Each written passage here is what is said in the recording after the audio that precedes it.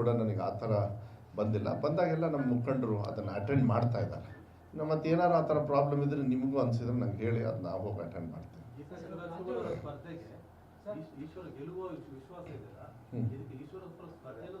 ಏನಾಗುತ್ತೆ, ನೀವು ವಿಶ್ಲೇಷಣೆ ಮಾಡಿದಾಗ ನಾನು ಸಂಪೂರ್ಣವಾಗಿ ಇಲ್ಲ ಅಂದ್ಬಿಟ್ರೆ ನೀವೇನೋ ಅಂದ್ಬಿಡ್ತೀರಾ. ಅದಕ್ಕೆ ಆದರೆ ಒಂದು I want to still stand by my word.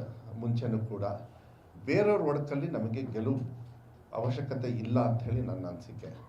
ಅದರಿಂದ ಸ್ವಲ್ಪ ಹೆಚ್ಚು ಸಹಕಾರ ಆಗುತ್ತೆ ಅಂತ ಹೇಳಿಕೊಳ್ಳೋದಕ್ಕೂ ನನಗೆ ನಾಚಿಕೆ ಆಗುತ್ತೆ. ಯಾಕಂತ ಹೇಳಿದರೆ ಈಶ್ವರಪ್ಪ ಅವರು ಚುನಾವಣೆಗೆ ನಿಲ್ತಾ ಇರೋದು ಶಿವಮೊಗ್ಗಕ್ಕೋಸ್ಕರ ಅಲ್ಲ. ಅವ್ರು ನಿಲ್ತಾ ಇರೋದು ಅವ್ರ ಮಗನಿಗೆ ಸೀಟ್ ಕೊಡಲಿಲ್ಲ ಅಂಥೇಳಿ ಇದಕ್ಕೆ ಶಿವಮೊಗ್ಗನ ನಾವು ಉದ್ಧಾರ ಮಾಡ್ತೀವಿ ಅಂಥೇಳಿ ಅವರೇನು ಹೇಳಲಿಲ್ಲ. ಪ್ಲಸ್ ರಾಘವೇಂದ್ರ ಅವರು ಅವ್ರ ಹಿಸ್ಟ್ರಿ ಏನು ಅಂಥೇಳಿ ಅವರೇ ಹೇಳ್ತಾ ಇದ್ದಾರೆ.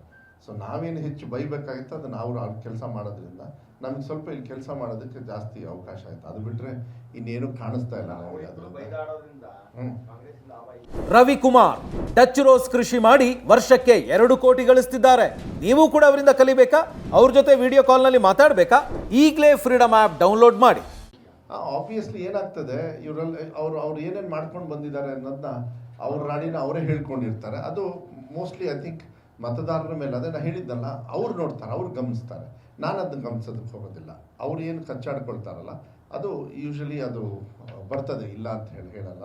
ಆಮೇಲೆ ಎಷ್ಟು ಮಟ್ಟಿಗೆ ಯಾರನ್ನು ಉಪಯೋಗಿಸಿ ಎಲ್ಲೆಲ್ಲಿ ತುಳಿದಿದ್ದಾರೆ ಅಂತೇಳಿ ಅವರೇ ಹೇಳ್ಕೊಂಡಿರೋದ್ರಿಂದ ಜನರಿಗೆ ಬೇಕಾಗಿರೋದು ವಿಶ್ವಾಸ. ಇವರೇ ಹಿಂಗೆ ಕಚ್ಚಾಡ್ತಾರೆ ಅಂತ ಹೇಳಿದರೆ ನಾಳೆ ನಮ್ಮ ಮೇಲೆ ಏನು ವಿಶ್ವಾಸ ಇಡ್ತಾರೆ ಅನ್ನೋದು ಭಾಳ ಒಂದು ದೊಡ್ಡ ಪ್ರಶ್ನೆ. ಮತದಾರರು ತೀರ್ಮಾನ ತಗೊಳ್ಳೋದಕ್ಕೆ ಒಂದು ಕಡೆಗೆ ಆಗ್ತದೆ. ಇನ್ನೊಂದು ಕಡೆಗೆ ನಾವು ಕೆಲಸ ಮಾಡ್ತೀವಿ ಅಂತ ನಾವು ಹೇಳಬೇಕಲ್ಲ. ಬರೀ ಅವ್ರು ಕಚ್ಚಾಡ್ತಾರೆ ನನಗೆ ಓಟ್ ಹಾಕಿ ಅಂತ ಅದಕ್ಕೆ ನಾನು ಹೇಳಿದ್ದಲ್ಲ, ಅದಕ್ಕೆ ನಾವು ಹೋಗೋದೇ ಇಲ್ಲ. ನಾವು ಭಾಷಣನೂ ಮಾಡೋದಕ್ಕೆ ಹೋಗೋದಿಲ್ಲ. ನಾವು ವಿ ಆರ್ ಅಗೇನ್ಸ್ಟ್ BJP. ಅವರ ಏನು ತಪ್ಪುಗಳಿದ್ದಾವೆ ಅದನ್ನ ಬಾಯ್ಬಿಟ್ಟು ಹೇಳ್ತೀವಿ, ನಾವು ಇಲ್ಲ ಅಂತ ಹೇಳಲ್ಲ. ನಾವೇನು ಮಾಡಿದ್ದೀವಿ ಏನು ಮಾಡ್ತೀವಿ ಅಂತೇಳಿ ಇಷ್ಟಕ್ಕೆ ನಾವು ಸೀಮಿತವಾಗಿರ್ತೀವಿ. ಅದನ್ನು ತೊಗೊಂಬಂದು ನಾವು ರಾಜಕಾರಣದೊಳಗೆ ಜೀವನ ಮಾಡ್ತಕ್ಕಂಥದ್ದು ಅವಶ್ಯಕತೆ ಇಲ್ಲ. ಬಟ್ ಅದು 100% ಜನರು ವಾಚ್ ಮಾಡ್ತಾರೆ, ಮಾಡಬೇಕು. ನೀವು ಭಾಷಣ ಕೇಳಬೇಕ್ರಿ. ನೀವು that's what I am trying to tell. ನಾವು ವಿಡಿಯೋ ಕಳಿಸ್ತಾ ಇರ್ತೀವಿ ನಿಮಗೆ, ನೀವು ದಯವಿಟ್ಟು ನೋಡಿ. ಆ್ಯಂಡ್ ನಾವು ಹಿಂಗೆ ಇದ್ರೆ ಬಂಗಾರಪ್ಪ ಅವ್ರ ಮಗ ಅವಳು ಬಂಗಾರಪ್ಪ ಮಗಳು ಶಿವರಾಜ್ ಕುಮಾರ್ ಅವರು ಧರ್ಮಪತ್ನಿ. ಮಾತು ಕೊಟ್ಟ ಮೇಲೆ ನಡೆಸ್ಕೊಂಡು ಹೋಗೋ ಪ್ರವೃತ್ತಿ ನಮ್ಮ ಹತ್ತಿರದೆ. ಬುಳ್ಳೆ ಬಿಡ್ಕೊಂಡು ಸುಳ್ಳು ಹೇಳ್ಕೊಂಡು ಭಾಷಣಕ್ಕೋಸ್ಕರ ಮತಕ್ಕೋಸ್ಕರ ಮಾಡಿ ನಮಗೆ ಅಭ್ಯಾಸ ಇಲ್ಲ. ಅದು ರಾಘವೇಂದ್ರ ಅವ್ರಿಗಿದೆ, 15 ವರ್ಷದಿಂದ ಮಾಡ್ಕೊಂಡು ಬಂದಾರ ಅವರು. ನಾನು ನೇರವಾಗಿ ಹೇಳ್ತೀನಿ, ಇದ್ರ ಬಗ್ಗೆ ಮಾತ್ರ ನನ್ನಿಂದ.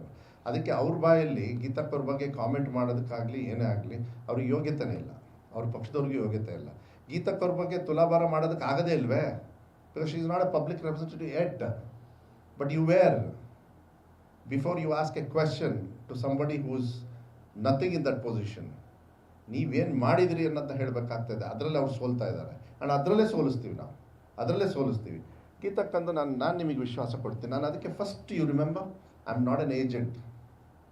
ನೆನಪಿದೆಯಾ ನಿಮಗೆಲ್ಲರಿಗೂ ಒಂದು ಮಾತು ಹೇಳಿದೆ ನಾನು, ಇವತ್ತಿಗೂ ಅದು ನಾನು ಹೇಳ್ತಾ ಇದ್ದೀನಿ, ಮುಂದೆ ಕೂಡ I am not an agent.